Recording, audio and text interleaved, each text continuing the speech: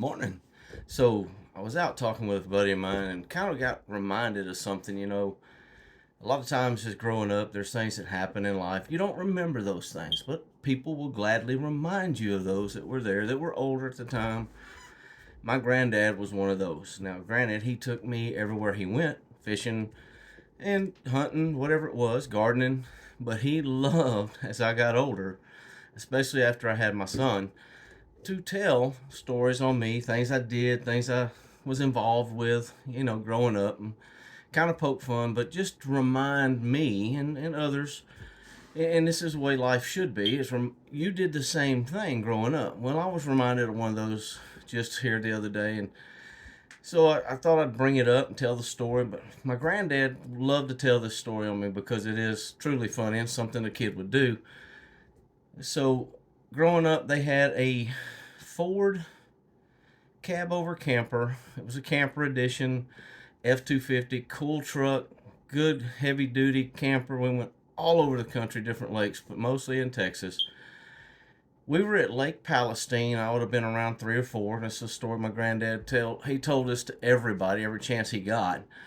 But I had my little rod. It was a 404 Zebco white pistol grip, and that was my rod. That was the rod I used. It had a beetle spin on it and an inline spinner. And the inline spinner was yellow with black dots. I have several of them still today. One of the best little baits that you can get. The beetle spin was white with the black lines on it. That was my two baits. I didn't have, tackle box or boat full or anything like that. Those two baits, wherever I went, one of those two is what I wanted on there until I got older and started fishing the Texas rig, which was a motor oil red worm. We'll get into that later. And then the Carrot Top came along and kind of rocked my topwater world, and that became something even more interesting that we'll get into some stories later. But this particular one, I was around 3 or 4, he said, and we was at Lake Palestine, and it's funny how they remember everything, exactly where you were, year, date, whole 9 yards, and we're the same way with our kids and things that happen. But so we're Lake Palestine. I'm around 3 or 4, probably right in the middle of that. And he hears me on the bank over there, and I'm upset. I'm having kind of a fit, if you will, he said.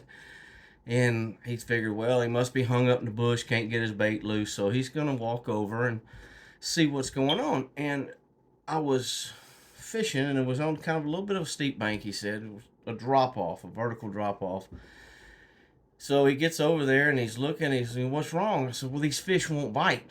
I can see them, but they won't bite." So I'm introduced to sight fishing. I'm thinking, okay, well, this is kind of interesting.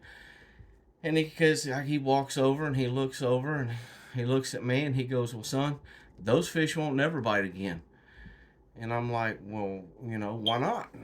And he's like, "Well, if you look right here," and he reached over, found a stick that was tied, a stake actually, and these fish were all on a stringer. And what I had found was somebody had put their stringer out and gone back out fishing.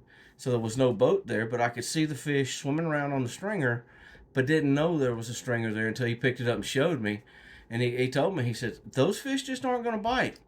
Classic response from a child. Why?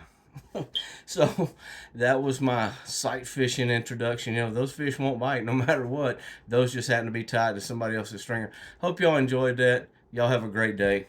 Get those kids in the outdoors. Remember, tugs in that line. Set the hook.